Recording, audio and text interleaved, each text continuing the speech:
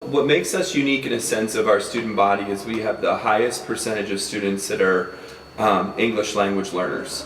So we have about 15% of our kids who are immigrants from other countries, have had formal breaks in their education, so that's 15% of our population, which is roughly around 200 and some kids, a little more than 250. So it fluctuates because they're always coming. They come to school when they get here, so it's not as if they all start in August. They're very transient, which is fine. We do an excellent job of them. We took that over when we took over the international school. We're in the 90th percent around free and reduced lunch. It means that 90% of our kids are at or near the poverty level. So we do receive quite a bit of title dollars. So we bring in a math coach and an ELA coach to help us meet those gaps. They're primarily focused on helping our students achieve in math and language arts. But again, the other percentage, 85% of our students are African American. They come from all over the city. So, we pull from all the way from College Hill to Mount Washington to the borders up by Hartwell. Mm-hmm. So, we're not a neighborhood school anymore.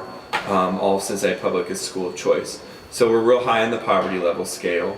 Majority African American, and then 15% of our students are English language learners. We are in the 80th percent with graduation with a goal towards 100. I think we were 85 or 86% of our students who start with us, finish with us. That's a very good metric for us, but we need to go a little higher. We need to get to 100%. Most of the students that don't graduate are our students who are ELL. They can't get through the graduation test.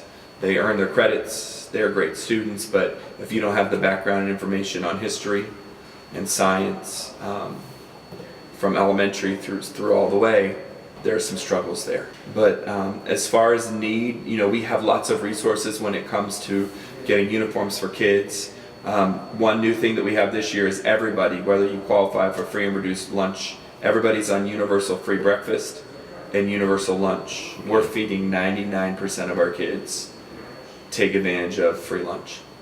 We are a free bus service. The district sponsors no fare drop, meaning the district pays full fare for the kids. So it used to be 50 cents when I first started.